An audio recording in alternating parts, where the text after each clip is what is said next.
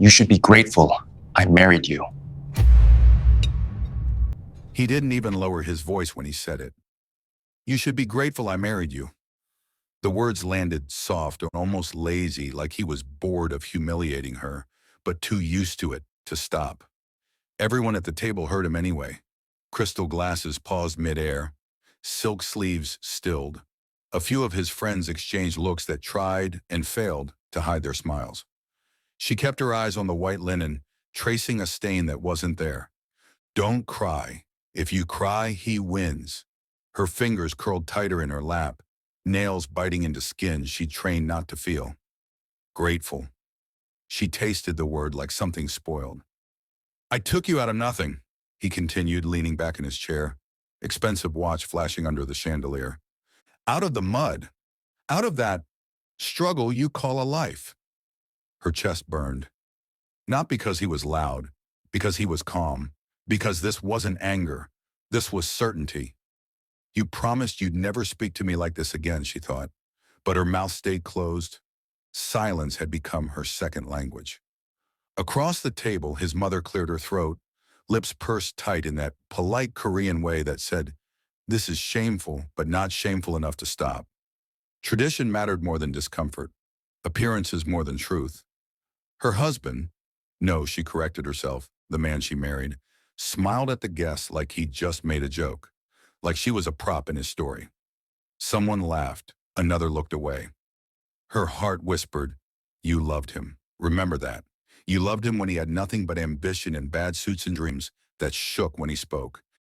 She remembered nights in their first apartment, walls thin, heat broken, his accent thicker back then. The way he used to say her name like it was a promise. The way he once told her, when I win, we win. Now he was winning, and she was losing air. She pushed back her chair softly, the legs barely making a sound against the marble floor.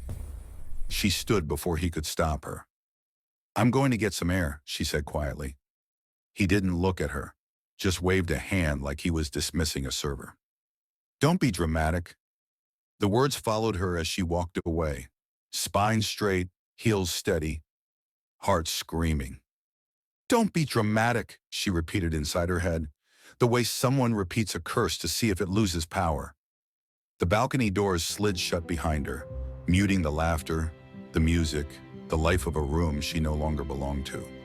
Cool night air kissed her face, soul glittering below like it didn't know she was breaking apart above it. She gripped the railing, breathed in, breathed out. You chose this, she told herself. You chose love over safety, over truth. Her phone vibrated in her clutch. One message, unknown number. She almost ignored it. Almost, but something in her chest tightened, old and instinctive, like a scar remembering the knife. The message was short. Are you ready now? Her throat closed. She typed back before she could think. Ready for what? 3 dots appeared, disappeared, appeared again. Her pulse quickened. The city below blurred. The reply came. To stop pretending you are small. Her fingers trembled. She stared at the screen, heart hammering so loud she was sure someone inside could hear it. Heat rushed up her neck. Not fear exactly, recognition. No, not now, not here. Another message followed before she could respond. He doesn't know. Does he? Her stomach dropped. She turned, instinctively glancing back through the glass doors at the man laughing inside, arm draped over his chair like a king surveying what he owned. If he knew, he would already be kneeling, a quiet, dangerous voice inside her said. She locked her phone and pressed it to her chest. I can't, she whispered aloud, voice cracking. Not yet. Because once the door opened, it wouldn't close again. Once she stopped pretending, people would bleed, emotionally, financially, maybe worse. Once she became who she really was, the woman he married would disappear forever. And part of her, weak, foolish, still romantic, was mourning that woman already. She went back inside. The room smelled like money and control. Her husband finally looked at her then, irritation flashing across his face. What took you so long? She smiled. A small one, careful, the kind she'd learned to wear like armor. Sorry, she said. I got distracted. He smirked. By what? The view? By the truth, she thought. By the sound of my old life knocking. She sat back down, folded herself neatly into the space he allowed her. Her silence pleased him. She could tell by the way his shoulders relaxed. That's when his phone rang. He frowned, glanced at the screen, and stood abruptly. I need to take this. As he walked away, his mother leaned in close, voice low and sharp. You should know your place, the woman murmured in Korean. A man like my son does not owe you gentleness. The words sliced clean, familiar, almost comforting in their cruelty. She nodded. Yes, ma'am. But inside, something ancient shifted. I know my place, she thought. I just stopped living in it. If you're new here, welcome to Afro Korean Stories TV. This is where love gets dangerous, power hides behind romance, and the truth never stays buried for long. If you feel that ache in your chest already, you're in the right place. Subscribe. Stay with us. He came back 10 minutes later, face tight, smile gone. We're leaving, he said. She blinked. Leaving? Now. The room felt colder. Chairs scraped. Eyes followed them. She stood automatically, purse clutched to her side. As they walked toward the exit, she felt it again. That pull in her chest. Her phone buzzed once more. She didn't look. She didn't need to. She already knew what it would say. Outside, the night swallowed them whole. Valets moved like shadows. Engines purred. He stopped suddenly, turned to her, eyes sharp with something she hadn't seen before. You embarrassed me tonight, he said. Don't do it again. Her heart didn't race this time. It slowed. She met his gaze. I didn't say anything, she replied softly. That's the problem, he snapped. People might start thinking you matter. There it was, the truth, naked and unafraid. She smiled again, but this time it reached her eyes. Oh, she thought, calm settling over her like silk. They're going to know. She opened the car door and slid inside, back straight, hands steady. Her phone vibrated once, twice. She finally looked. We're close. Just say the word. She typed one sentence. Not yet, but soon. The car pulled away, disappearing into the city. Above them, unseen, plans were already moving. Names were being spoken in rooms she'd never stepped into. Doors she'd kept locked were creaking open. And the man beside her had no idea that the woman he was trying to erase was about to become the most dangerous presence in his world. The car smelled like leather and his cologne, something expensive, sharp, chosen to announce authority before he ever spoke. She sat perfectly still beside him, hands folded, knees together, the obedient wife he expected. Street lights slid across the window and over his face, catching the tight line of his jaw, the irritation he hadn't bothered to soften. You embarrassed me, he said again, as if repetition could carve the words deeper. You know how important tonight was. She watched the city blur past, neon signs in Hangul and English, cafes still open, couples laughing, lives continuing. I didn't mean to. The lie came easily.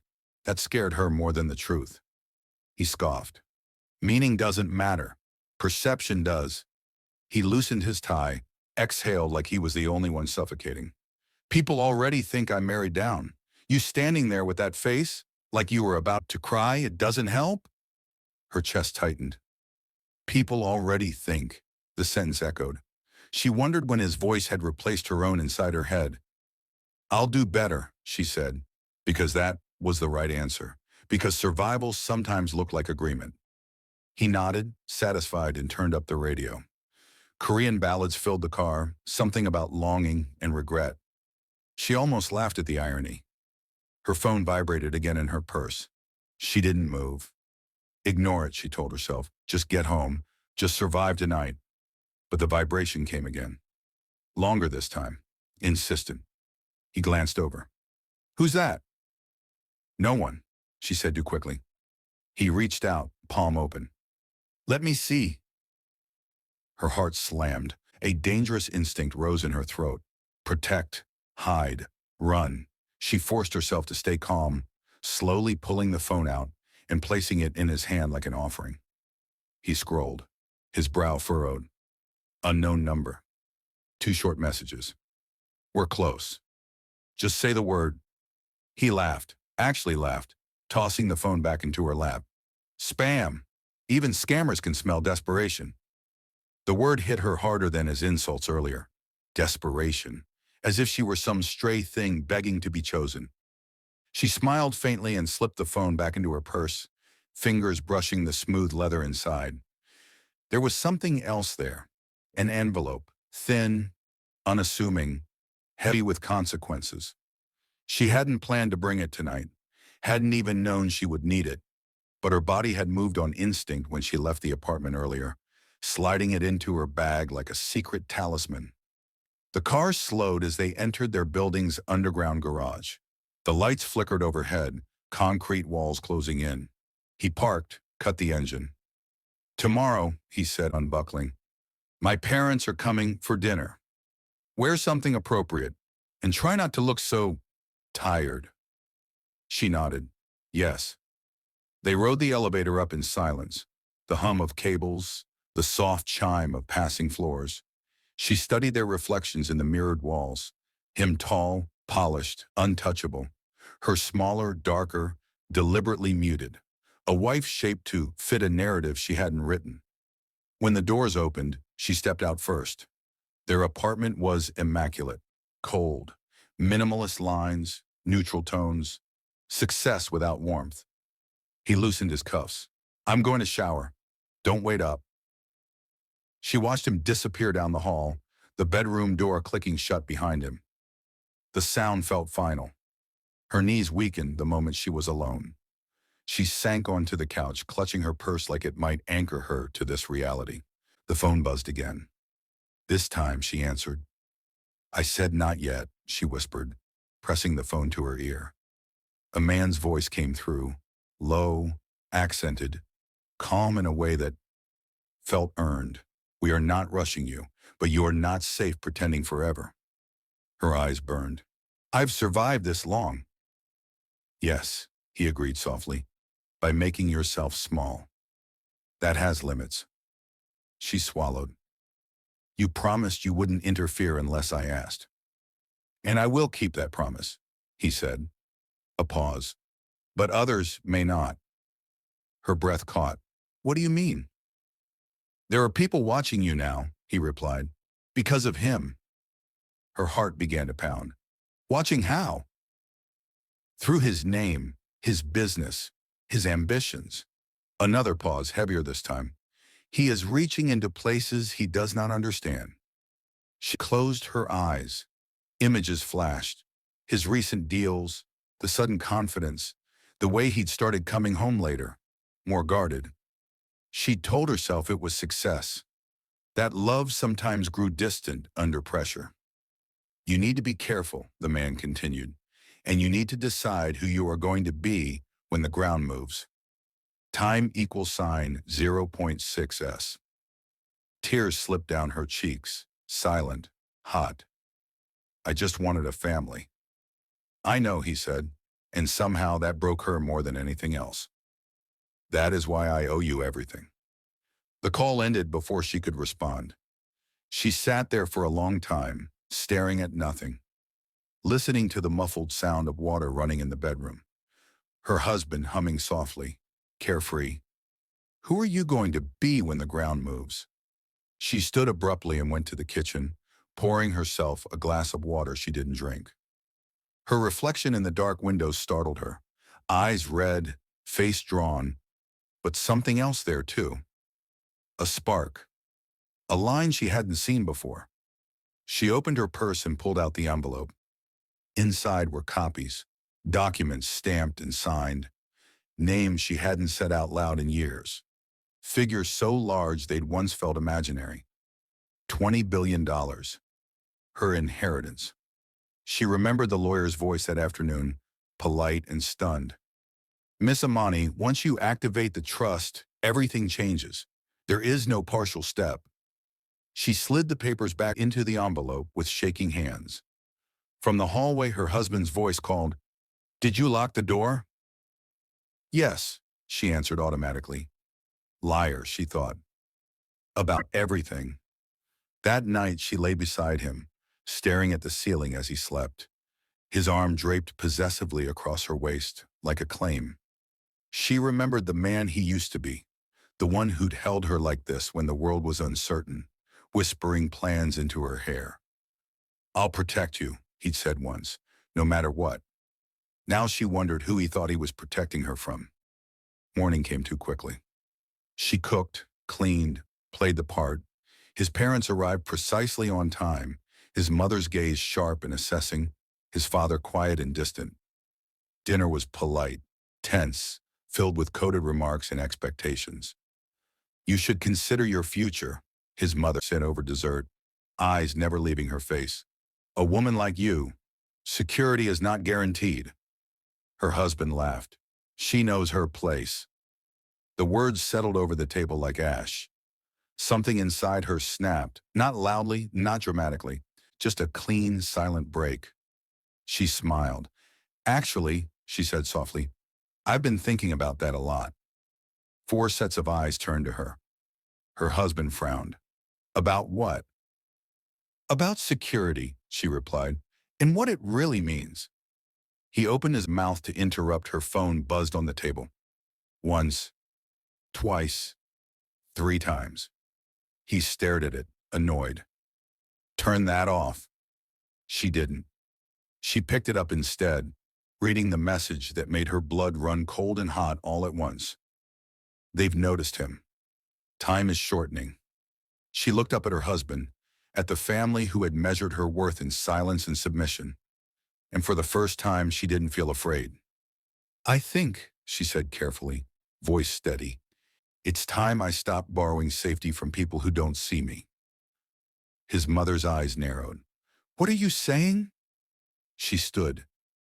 "I'm saying," she replied, heart pounding, "that you're all about to learn who I am." Silence swallowed the room. Her husband laughed, sharp and dismissive. "Sit down. Don't start something you can't finish." She met his gaze, really met it, and for a split second she saw it, the flicker of uncertainty. Good, she thought. Let it begin. And somewhere far beyond the walls of that apartment, engines were already turning over, waiting for her next word. He didn't follow her when she walked out of the dining room. That surprised her more than his laughter. She waited for the sound of his chair scraping back, for his voice slicing through the hallway, sharp with authority. Instead, there was only the faint clink of his mother's spoon against porcelain and the low murmur of his father clearing his throat. She retreated to the bedroom and closed the door with care. Not a slam, never a slam. Slams were admissions of guilt in this house. Her hands shook as she leaned against the door, breath shallow. "You just crossed a line," the old voice inside her warned. "You don't come back from this." But another voice, newer, steadier, answered, "Good." She pulled the envelope from her purse again, sat on the edge of the bed, and opened it like she was opening a wound she'd kept clean for years. The numbers stared back at her, obscene and unreal. The signatures, the seals, the finality. $20 billion didn't feel like power. It felt like responsibility pressing down on her chest, heavy as a body. Her phone buzzed. She answered without thinking. "I didn't give the word." "You didn't need to," the man on the other end replied. The situation moved on its own. Her spine straightened. "What does that mean?" "It means your husband is closer to people he shouldn't be," he said calmly, "and they are closer to you than you realize." A chill crawled up her arms. "You said I was protected." "You are," he said, "but protection is not invisibility." She closed her eyes. Images flickered again. His late nights, the way he'd stopped talking about certain deals, the new confidence that felt borrowed. What kind of people? There was a pause, not hesitation, respect. Men who do not forgive debts, he said, and do not tolerate loose ends. Her mouth went dry. Am I a loose end? No, he said softly. You are leverage. The words sat between them, ugly and precise. I never wanted this, she whispered. Any of it. I know, he said again. That is why you survived. The line went dead. She sat there long after, listening to the faint sounds of dinner resuming without her. Laughter, dishes, life reorganizing itself around her absence. When the bedroom door finally opened, she didn't look up. Her husband stood there, arms crossed, jaw tight. What the hell was that? She folded the papers carefully, slid them back into the envelope. I told you, I've been thinking. About embarrassing me? He snapped. About disrespecting my parents? She laughed then, a quiet sound that surprised them both. You think that was disrespect? He stared at her like she'd grown a second head. You don't get to talk to us like equals. Us. There it is, she said softly. You and them. Always you and them. He stepped closer. I gave you everything. No, she corrected. You gave me permission to stay. His eyes darkened. Careful. Why? She asked. What happens if I'm not? For a second, she thought he might hit her. The tension coiled tight enough. Instead, he scoffed and turned away. You're tired, he said. You'll apologize tomorrow. She didn't answer. That night, she packed a small bag while he slept. Not to leave. She wasn't ready for that, but to remind herself she could. Clothes, documents, her passport. The envelope went into a hidden pocket she'd sewn months ago, just in case. She didn't remember when she'd started preparing for escape, only that her body had known before her mind did. She lay awake until dawn, listening to his breathing, memorizing it like a sound she might never hear again. In the morning, he acted like nothing had happened. He kissed her cheek on his way out. Don't forget dinner with my partners tonight. She nodded, numb. I won't. The door closed. Silence rushed in. She showered, dressed, moved through the apartment like a ghost. Her phone buzzed again, this time with an address. Come alone. You need to see this. Her heart raced. This is how people disappear, the fearful voice said. This is how people wake up, the other answered. She left the apartment an hour later, taking a taxi instead of the car. The address led her to an old warehouse district by the river, far from the polished glass towers she'd grown used to. Rusted metal, faded signs, men lingering in shadows. The driver glanced at her in the rearview mirror. You sure about this place? She swallowed. Yes. She stepped out, heels echoing against cracked concrete. A black sedan waited near the entrance, engine running. The door opened before she reached it. A man stepped out. He was older than she remembered. The years had etched lines into his face, but his eyes were the same, dark, assessing, alive with memory. You came, he said, inclining his head slightly. Not a bow, something more personal. You asked, she replied. He studied her for a long moment. You look smaller. She almost smiled. I learned how. He gestured toward the warehouse. Come. Inside, the air was cool and smelled faintly of oil and rain.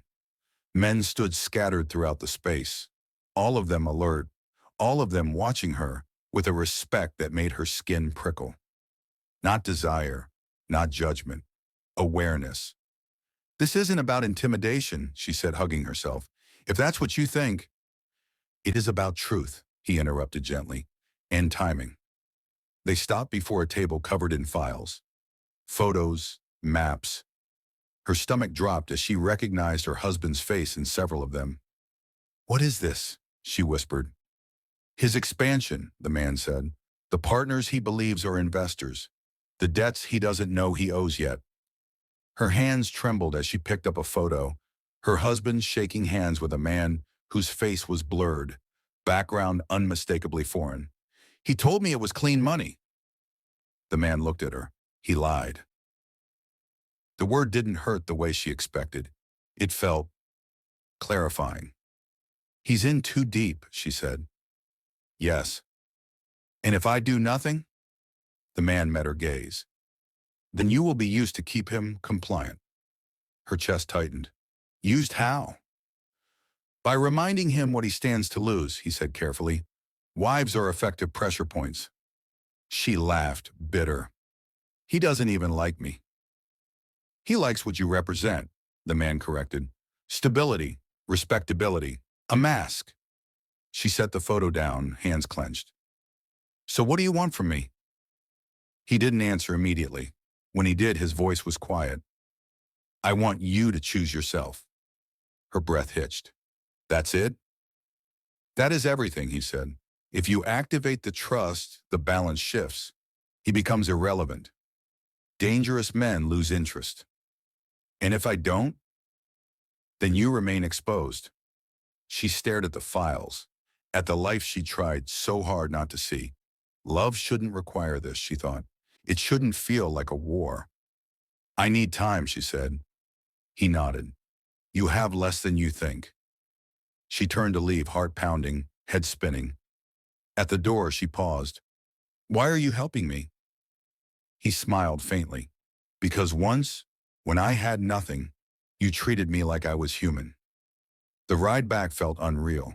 The city looked different now, less friendly, more honest. Every reflection in every window felt like a question. At home, she dressed for dinner with his partners. A simple black dress, no jewelry. Power didn't need decoration. As she checked her reflection, her phone buzzed again. This time, a message she hadn't expected. From her husband. We need to talk. Before tonight. Her heart skipped. She typed back. About what? The reply came almost instantly. About you. She stared at the screen, pulse roaring in her ears. He knows, the fearful voice whispered. He's afraid, the other corrected. She slipped her phone into her purse and walked toward the door, shoulders back, breath steady. If you're still with us right now, still holding your breath, still feeling that pressure in your chest, don't let go. Like subscribe and stay. Because from here on out, nothing in her life stays untouched. She stepped into the hallway, the door closing softly behind her. And somewhere between the woman she had been and the one she was becoming, the world began to tilt. They met at a cafe he used to love back when loving things had still felt safe. Floor-to-ceiling windows, clean lines, soft jazz humming like it was trying to soothe secrets out of people. She arrived first and chose a table near the back, where she could see the door and the reflections in the glass. Old habits resurfaced easily. You're acting like prey, she thought, then corrected herself. No, I'm acting like someone who finally understands the hunt. He walked in 5 minutes late, suit immaculate, expression controlled. He smiled when he saw her, the version of himself he showed the world snapping neatly into place. There you are, he said, leaning in to kiss her cheek. She didn't pull away. She didn't lean in either. They sat. For a moment, neither spoke. Cups were set down, orders taken. The server smiled at them like they were any other successful couple with a future. He broke first. You've been acting strange. She raised an eyebrow. Only recently? He ignored that. You embarrassed my parents. You embarrassed me. And now you're disappearing in the middle of the day, taking calls you won't explain. Her heart thudded, but her voice stayed calm. I didn't know I needed permission. You need context, he snapped, then softened his tone. There are things happening right now. Big things. I need you steady. Steady for what? She asked. For who? For me, he said, like it was obvious. I'm building something, and I need my wife on my side. The word wife hung between them, heavier than it should have been. She wrapped her hands around her cup, grounding herself in the heat. Is that why you talk to me like I'm disposable? He stiffened. I don't. You do, she said quietly. You just don't call it that. His jaw tightened.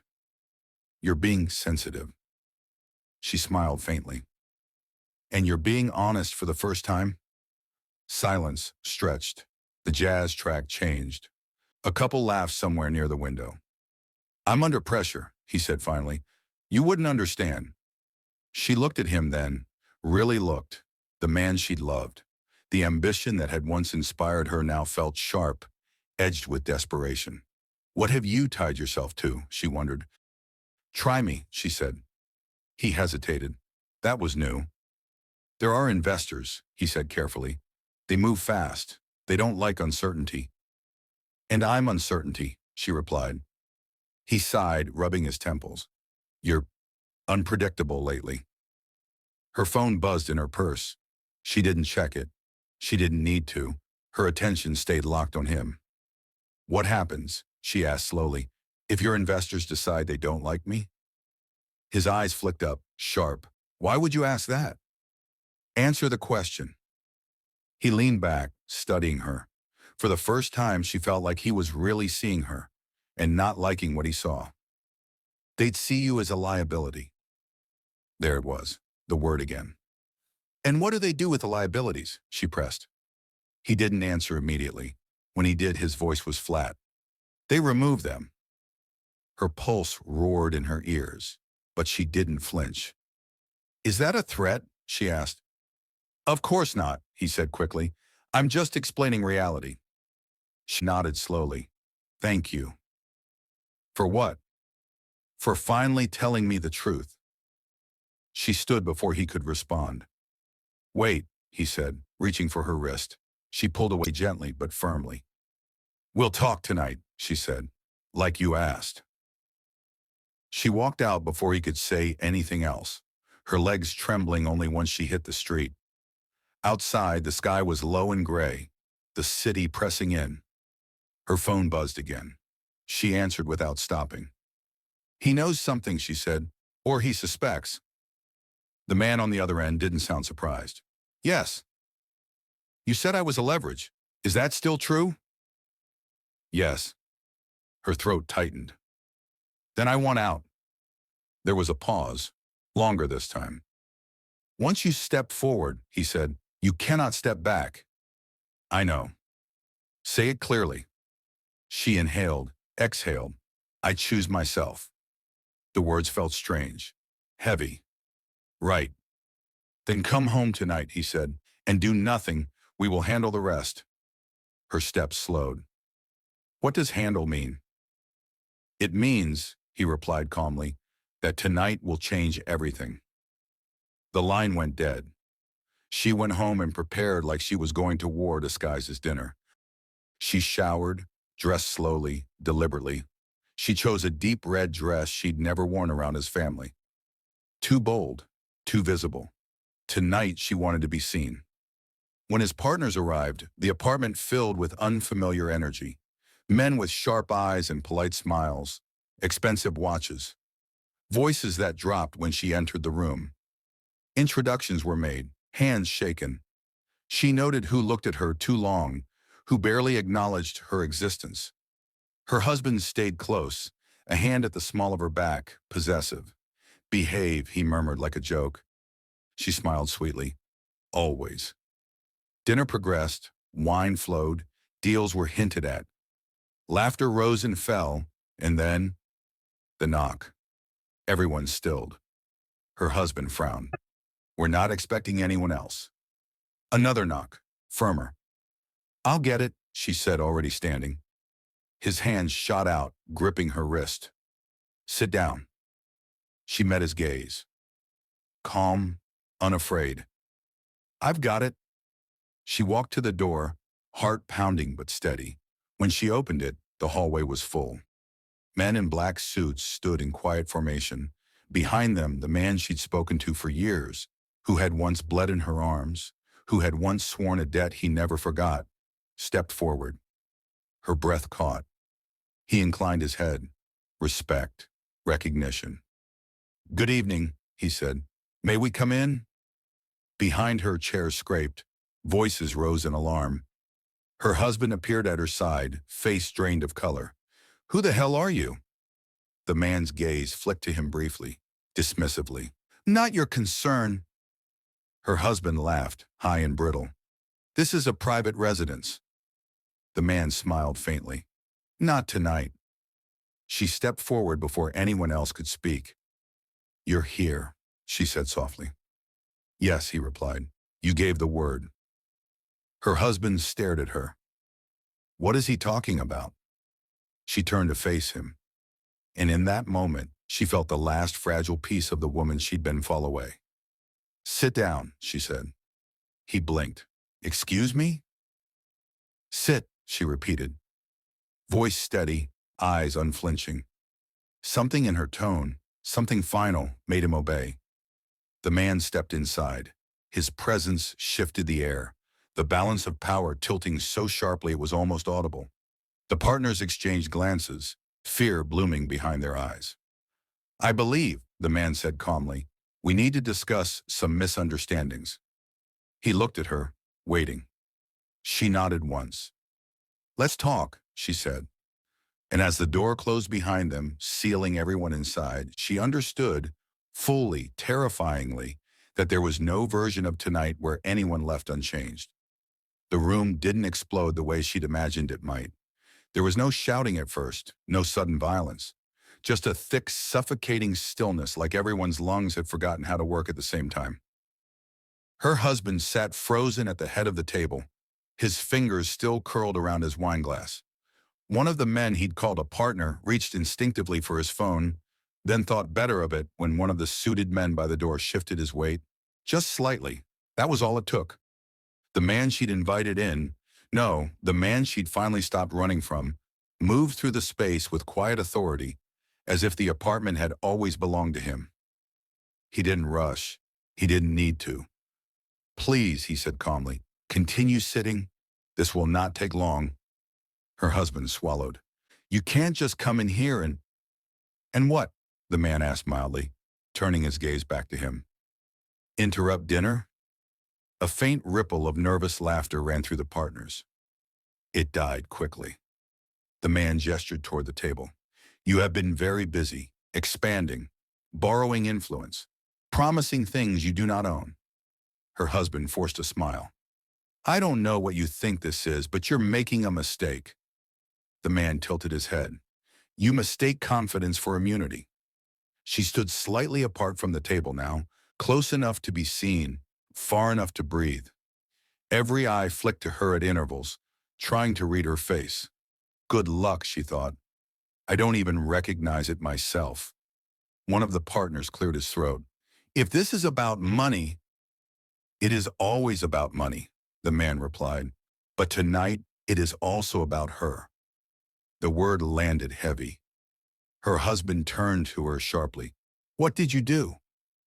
She met his gaze, and for the first time in their marriage, she didn't soften herself for him. I stopped protecting you from the truth. What truth? His voice cracked. You think you can just bring criminals into my home? This isn't your home, she said quietly. It just looks like it. The man smiled, almost fondly. She is correct. He nodded to one of his men, who placed a folder on the table. It slid across the polished surface, stopping directly in front of her husband. Your debts, the man continued. Your real investors, the ones you never told your wife about.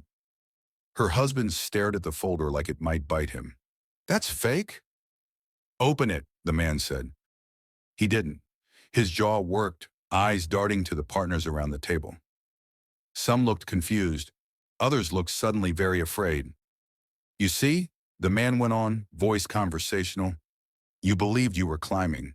In truth, you were being lifted because someone wanted access. Access to what? Her husband snapped. The man's gaze slid to her. To her, he said simply. Her stomach clenched, but she didn't move.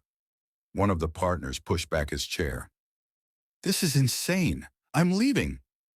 He made it 2 steps before a suited man blocked his path. No hands were raised, no threats spoken.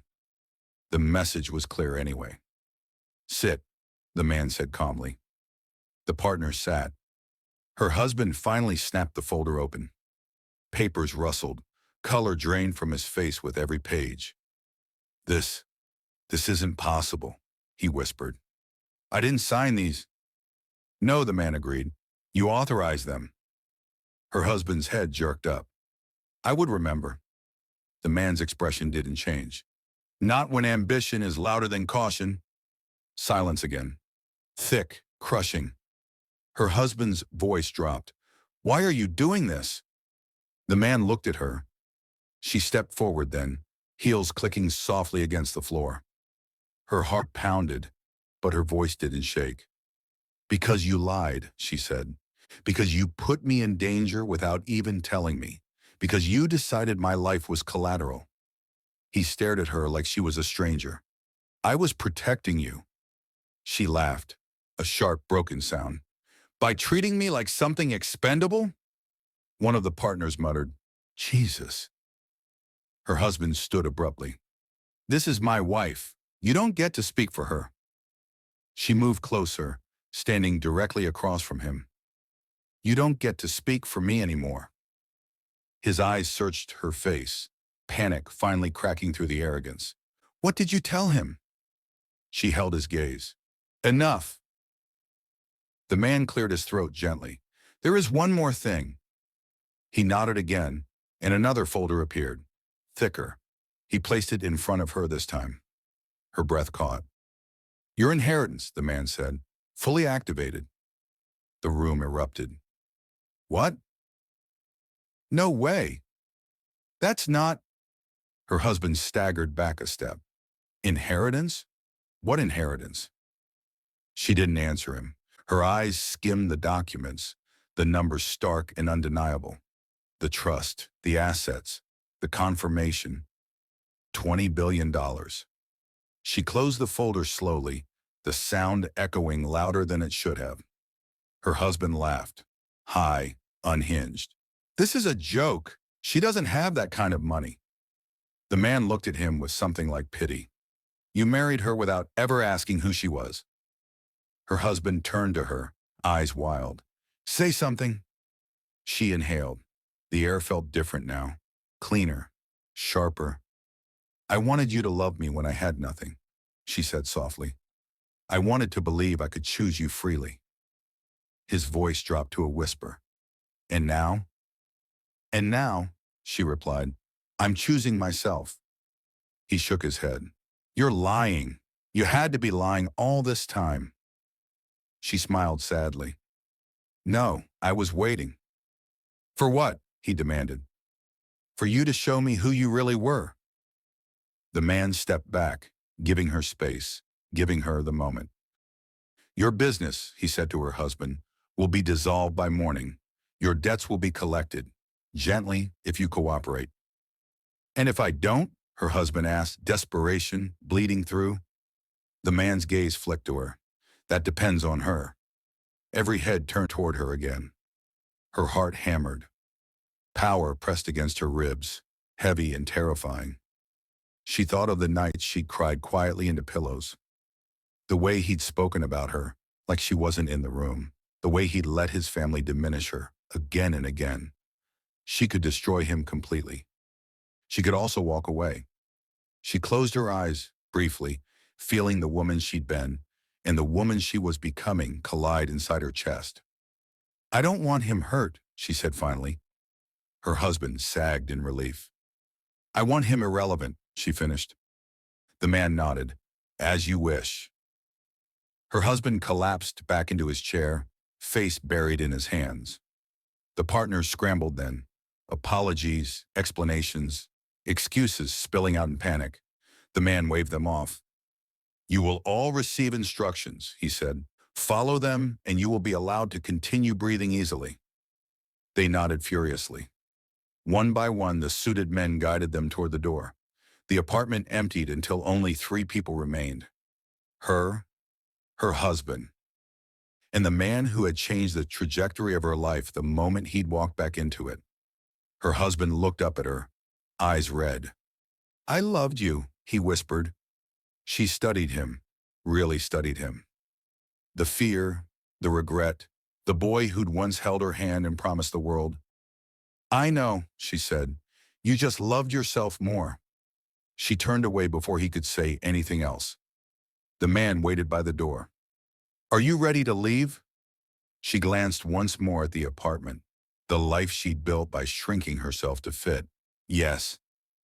As they stepped into the hallway, she felt it then. Not triumph, not revenge.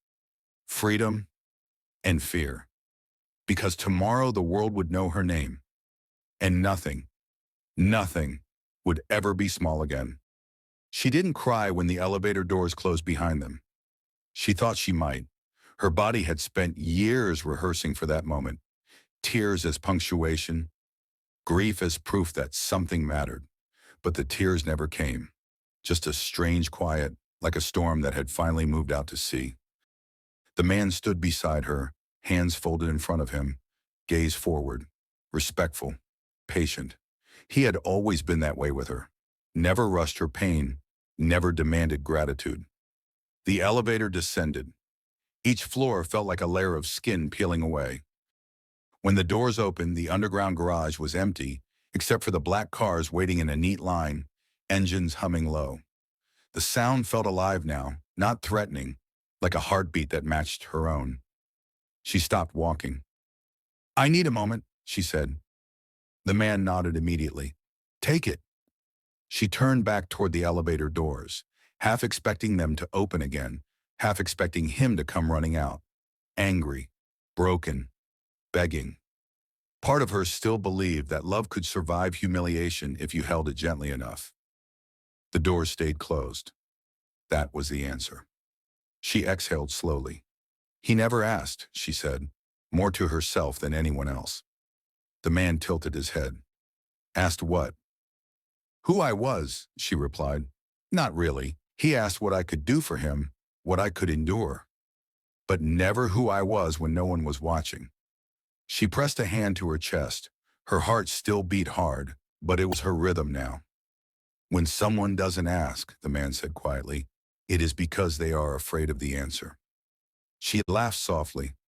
I think he was afraid I might matter. They walked to the car together. A door opened before she reached it.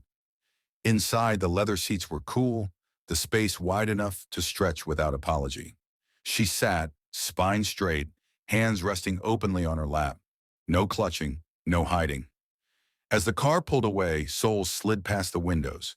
Streets she'd memorized from the passenger seat, always moving through, but never claiming. Tonight, the city looked different, less like something she had to earn. Where to? The driver asked. She hesitated. Home didn't feel like a place anymore. It felt like a role she'd retired from. The river, she said finally. I want to see the water. The car adjusted course. Silence settled again, comfortable this time. You could have destroyed him, the man said after a while. Completely. She nodded. I know. Why didn't you? She watched the city lights smear across the glass. Because I don't want my power to sound like his. The car slowed near the riverbank. Night air rolled in when the door opened, cool and damp, carrying the smell of water and movement. She stepped out, heels sinking slightly into gravel, and walked toward the railing. The river was dark, wide, relentless. It didn't care who stood beside it. It didn't ask permission to keep moving.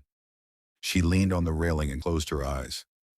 This is what choosing yourself feels like, she thought. It's not loud, it's lonely, and it's honest. You're quiet, the man said gently, standing a respectful distance away. I'm listening, she replied, to who I am without him. He didn't interrupt. After a long moment, she spoke again. What happens next? He stepped closer, but not too close. That depends on what you want. I don't want to hide anymore, she said, but I don't want to become a spectacle either. He nodded. Then we move carefully. Public confirmations, controlled disclosures. Your name will surface slowly like dawn. She smiled faintly. I've lived in the dark a long time. Yes, he said, but never without light. She turned to face him fully now. You kept your promise. I always intended to, he replied. You gave me my life. I protected yours. She studied his face, the scars time had carved there, the discipline, the restraint. You could have used me, she said. A lot of people would have. I know, he said simply. That is why I did not. The river moved on, indifferent, eternal. Her phone buzzed. She didn't flinch this time. One message. From her husband. Please, let me explain. Her thumb hovered over the screen. Once that word would have pulled her apart. Explanation had been her currency. If she could just understand, just forgive, just endure a little longer. Now it felt like a door she didn't need to open. She typed one sentence. Take care of yourself. Then she blocked the number. Her chest tightened, not with regret, but with finality. A clean cut, a scar that would heal. The man watched her quietly. You're certain?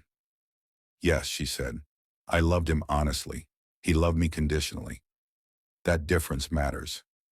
They stood there together as the city breathed around them. You will be watched now, he said, admired, envied, challenged. She nodded. I'm ready. And love? He asked carefully. Do you still believe in it? She considered the question longer than she expected to. I believe in love that doesn't require erasure, she said finally. In love that makes room. He smiled. Not triumphant. Respectful. Then you will find it. Or it will find you.